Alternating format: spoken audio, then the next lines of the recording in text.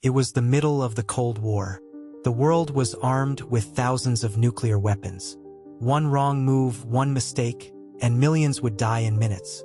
On September 26, 1983, a single man in the Soviet Union sat in a dark command center. Suddenly, alarms began to scream. The system said 5 American missiles were heading toward the USSR.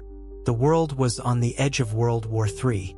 That man's name was Stanislav Petrov, and in that moment he had to decide: launch a nuclear attack or do nothing. He chose to do nothing, and that may have saved all of us. In the early 1980s, the Cold War was at its peak. The United States and the Soviet Union were enemies.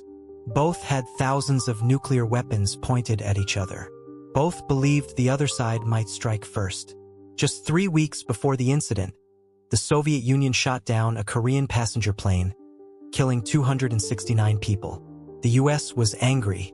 The Soviet Union was on high alert. Everyone expected the worst. In this tense moment, the Soviet military created a new early warning system called OKO. Its job? To watch the skies for any sign of incoming nuclear missiles from the US. Stanislav Petrov was a lieutenant colonel in the Soviet Air Defense Forces. He was trained to follow orders, and if the system warned of an American attack, he was to report it immediately. That report would go straight to the top, and the Soviet leaders could press the button to strike back. On the night of September 26th, Petrov was working a shift he almost skipped. It was quiet. Then suddenly, the red lights flashed. The system said 1 missile was coming from the United States. Then, for more. The room was filled with tension. The officers stared at Petrov. Was this a real attack? Was it time for the Soviets to fire back? Petrov had just minutes to act. If he reported the warning as real, the Soviet Union would likely launch a full nuclear strike. Millions in the US would die. The US would then strike back. And the world as we know it could end. But Petrov paused. Something didn't feel right. Why only 5 missiles? Why not a full attack if the US wanted war? He trusted his gut and decided it's a false alarm. He told his commanders the system was wrong. He said, "No missiles are coming." He broke protocol. He disobeyed what the system told him. He chose human judgment over the machine. He waited, and nothing happened. He was right. There were no missiles. Later, the Soviets found out what happened. The early warning satellite had mistaken sunlight reflecting off clouds for missile launches. It was a technical error. If Petrov had trusted the system, the world would likely have entered a full-scale nuclear war. But instead of being rewarded, Petrov was questioned. His decision embarrassed Soviet leaders.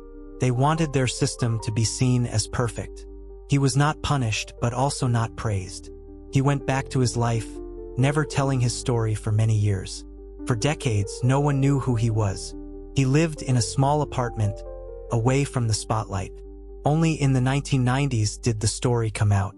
In the 2000s, the world finally learned his name, Stanislav Petrov, the man who saved the world by doing nothing.